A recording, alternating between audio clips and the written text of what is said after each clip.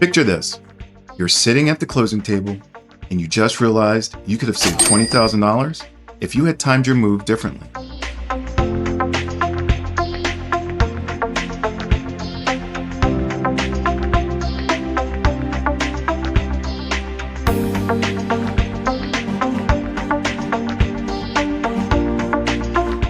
I'm Claude Shacklett with the Lifetime Client Group at Samson Properties in Odenton, Maryland.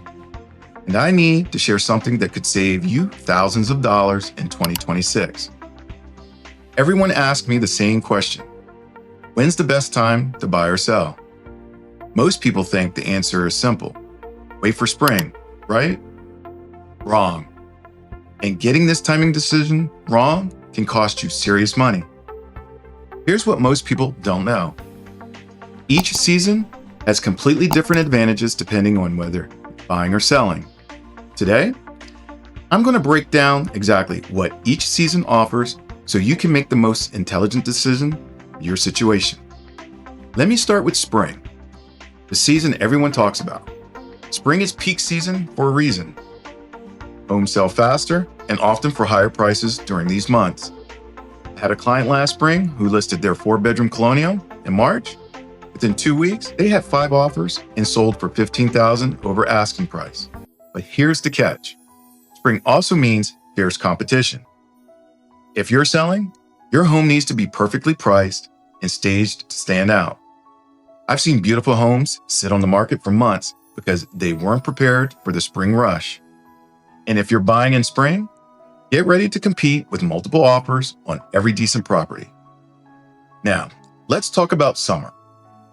Summer extends that spring momentum, especially for families moving between school years. Parents want to get settled before the new school year starts. I recently worked with a family who needed to relocate from Virginia Beach to Odenton for a job transfer. They started looking in June and closed in August. Perfect timing for their kids to start fresh in September. But here's what you need to know. By late summer, the market starts shifting. August can be tricky because serious buyers are focused on closing quickly. Fall is what I call the underrated secret weapon. Less competition, more serious buyers, and better negotiating opportunities. Think about it. People shopping for homes in October aren't just browsing on the weekends. They're ready to make decisions and close deals. I had a buyer last October who was competing against only one other offer, unlike the 5 or 6 we see in spring. They got the house at the asking price and negotiated for the seller to pay closing costs. That's a savings of about $8,000 compared to what they would have faced in March. For sellers, fall buyers are motivated. They're not waiting around. They want to close before the holidays. Winter is when savvy, flexible buyers can find the best deals. Fewer competing buyers means you have more leverage in negotiations. Sellers who list their homes in January are typically motivated to move. They may have been transferred or they may be downsizing after the holidays. Whatever the reason, they usually want to sell quickly. I worked with a couple last January who found their dream home. The sellers had been on the market since December and were eager to close. My clients negotiated $12,000 off the asking price and had the sellers handle all repairs. That's because your personal timeline matters more than the calendar, making you feel valued and understood in your unique situation. Job changes don't wait for spring. Growing families can't always time a new baby for the perfect selling season. Retirement happens when it happens. Life doesn't follow market trends. I had a client who got a fantastic job opportunity in November. Everyone told them to wait until the spring to sell their house. But here's the truth nobody talks about in real estate. Your personal timeline matters more than the calendar, as shown by a client who sold in December despite market norms. They were able to take that dream job instead of missing out, even though they were worried about market timing. The key is understanding what each season offers and matching it to your specific situation and goals, so you can feel empowered to make the best decision for you. If you're a seller with flexibility, spring and early summer give you the best chance for top dollar. But if you need to sell quickly, fall and winter buyers are more decisive.